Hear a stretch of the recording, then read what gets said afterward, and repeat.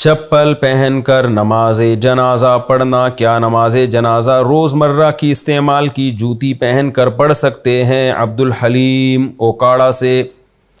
جوتی کے ناپاک ہونے کی جب تک دلیل نہ ہو جوتی کو پاک ہی سمجھا جائے گا، لہذا اگر جوتی پہن کے کسی نے نماز جنازہ پڑھ لی تو نماز ہو جائے گی، لیکن احتیاط اسی میں ہے کہ جوتی اتار دیں یا جوتی پاؤں سے نکال کے چپل پہ کھڑے ہو جائیں، پہنے نہ اس کو، احتیاط کا تقاضا یہ ہے، باقی جائز ہے۔ باقی جوتی ناپاک اور پاک کیسے ہوتی ہے؟ ناپاک تو سب کو پتہ ہے، گوبر لگ جائے، پیشاب لگ جائے، کوئی بھی ایسی چیز لگ جائے تو جوتی ناپاک ہو جائے گی۔ جوتی کو پاک کرنے کا طریقہ کیا ہے؟ دیکھیں، جوتی کے تلوے پر اگر لیکوڈ کوئی نجاست لگی، جیسے پیشاب لگ گیا، تو دھوئے بغیر پاک نہیں ہوتی، لیکن اگر گوبر وغیرہ لگ جائے نا، جو سوکھ جاتا ہے، جو ایک جسامت والی چیز ہے، تو وہ رگڑنے سے بھی پاک ہو جاتی ہے جوتی۔ احادیث میں اس کا ثبوت ملتا ہے کہ صحابہ کرام کی تلوار پہ جب خون لگا ہوتا تھا تو اس کو اچھی طرح زمین پہ رگڑ دیا کرتے تھے اور اسی میں پھر نماز پڑھا کرتے تھے۔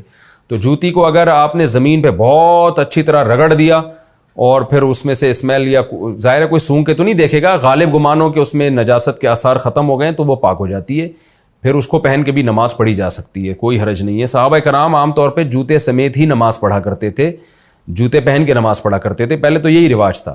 پھر مسجدیں چونکہ پکی بننا شروع ہو گئیں تو اب مسجدوں میں اگر آپ چپل پہن کے جوتے پہن کے جائیں گے تو مسجدیں خراب ہو جائیں گی، تو پھر وہاں سے مسلمانوں میں رواج آیا کہ بھئی مسجد میں جوتے اتار کے جائیں، کیونکہ مسجد خراب ہوتی ہے اس سے، ورنہ صحابہ کے دور میں تو جوتے سمیت ہی نماز پڑھا کرتے تھے لوگ، تو کوئی حرج نہیں ہے جوتے سمیت نماز پڑھنے میں۔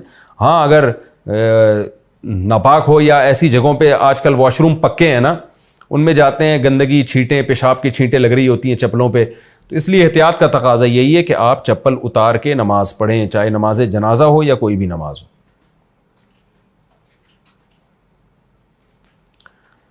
اچھا بھائی، عشر نہ دینے سے کیا آمدن حرام ہو جائے گی؟ ہمارے پاس سیب کے باغات ہیں، ہم نے آج تک کبھی عشر نہیں ادا کیا، کیا اس سے ہماری آمدنی حرام ہوئی؟ محمد سلطان کشمیر سے۔ جناب محمد سلطان، نہیں، اس سے آمدن آپ کی حرام نہیں ہوئی، اگر حلال پیسوں سے آپ نے بیج خریدا اور اگایا اور آمدن ہوئی وہ حرام نہیں ہوتی، آپ کی حلال آمدن ہے، لیکن عشر نہ دینا یہ گناہ کبیرہ ہے۔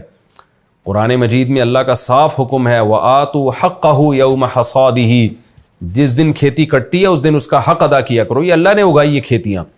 کافر کہتا ہے کہ یہ خود بخود آٹومیٹیکلی ہوا ہے لہذا وہ عشر نہیں دیتا، وہ کہتا ہے کچھ بھی نہیں ہے، تو سب نیچرل ہے، خود بخود ہو رہا ہے۔ اللہ قرآن میں کہتا ہے یہ نیچر میں نے بنائی ہے، یہ نیچرل ہے، مگر یہ نیچر بنانے والا میں ہوں، آسمان سے پانی میں برساتا ہوں، زمین سے پودے میں نکالتا ہوں۔ ما کان لکم ان تنبتوا شجرہا، تمہارے ہاتھ میں طاقت نہیں ہے کہ تم ان درختوں کو اپنے ہاتھ سے بناؤ، یہ سب میں نے پیدا کیے۔ دیکھیں، ایک بیج ڈالتے ہیں اور سینکڑوں اس سے پھل پیدا ہو جاتے ہیں، تو یہ اللہ کا احسان ہے۔ تو جو مانتا ہے کہ یہ اللہ کا احسان ہے وہ اللہ کا حق ادا کرتا ہے، اور جو نہیں مانتا وہ اللہ کا حق ادا نہیں کرتا۔ قارون کو موسیٰ علیہ السلام نے کہا تھا احسن کما احسن اللہ الیک، اللہ نے تجھے اتنی دولت دی ہے، تجھ پر احسان کیا، تو اللہ کی مخلوق کا حق ادا کر۔ تو قارون نے کیا کہا کہ بھائی انما اوتیتہ علی علم عندی، یہ میں نے اپنے ہنر سے کمایا ہے، تو وہ نہیں مانتا تھا کہ اللہ نے دیا ہے اس کو۔ تو مسلمان مانتا ہے کہ یہ کھیتیوں میں جو پھل دے رہا ہے یہ اللہ دے رہا ہے، لہذا اللہ کا حق ہمیں نکالنا پڑے گا، تو اس لیے آپ عشر نکالیں اگر آپ مسلمان ہیں، اور اب تک جو آپ لوگوں نے عشر نہیں نکالا اللہ سے توبہ استغفار کریں، اور جتنے سالوں کا عشر نہیں نکالا سب کا عشر نکالیں آپ۔ اب ظاہر ہے وہ پیسوں میں نکالنا پڑے گا آپ کو، چیزوں میں بھی نکال سکتے ہیں اور اس کی قیمت میں بھی نکال سکتے ہیں، قسطوں میں دے دیں، پورے کئی سالوں کا حساب لگائیں کتنا عشر بنتا تھا ہمارے اوپر، اور پھر وہ یکمش نہیں دیا جاتا، ہر منتھلی کچھ اماؤنٹ باندھ دیں اور وہ آہستہ آہستہ کر کے دے دیں۔ تو عشر میں یہ ہے کہ زمین کی جو پیداوار ہے اگر بارش سے زیادہ تر سیراب ہوتی ہے، آپ کو خود نہیں اس کو ٹیوب ویل سے یا پانی خود نہیں دینا پڑتا، بارش کے پانی سے سیراب ہوتی ہے، تو پھر عشر دینا پڑتا ہے، یعنی جتنی پیداوار ہوگی اس کو 10 پہ ڈیوائیڈ کر دیں، جو جواب آئے پھر وہ پیداوار کی شکل میں بھی دے سکتے ہیں، اس کی ویلیو بھی دے سکتے ہیں۔ جیسے 40 من گندم نکلی ہے، یا 100 من گندم نکلی ہے، تو 10 عشر اس کا ہوگا 10 من، تو 10 من دے دیں، آپ گندم دے دیں یا اس کی قیمت دے دیں۔ اور اگر آپ زیادہ تر بارش کے پانی کے بجائے زیادہ تر ٹیوب ویل کے پانی سے یا نہروں کے پانی سے اس کو سیراب کر رہے ہیں تو پھر آپ اس کا نصف عشر دیں گے، یعنی 20واں حصہ.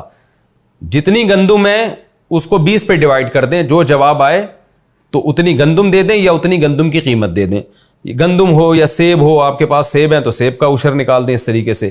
تو اس سے انشاءاللہ پیداوار میں برکت ہوگی، آپ کے گناہ اللہ معاف کرے گا. تو یہ تو لازم ہے، یہ مالی حق ہے، آپ کو لازمی دینا چاہیے. ہم کافر تھوڑی ہیں جو کہتے ہیں کہ یہ ہم نے کھیتیاں خود اگائی ہیں.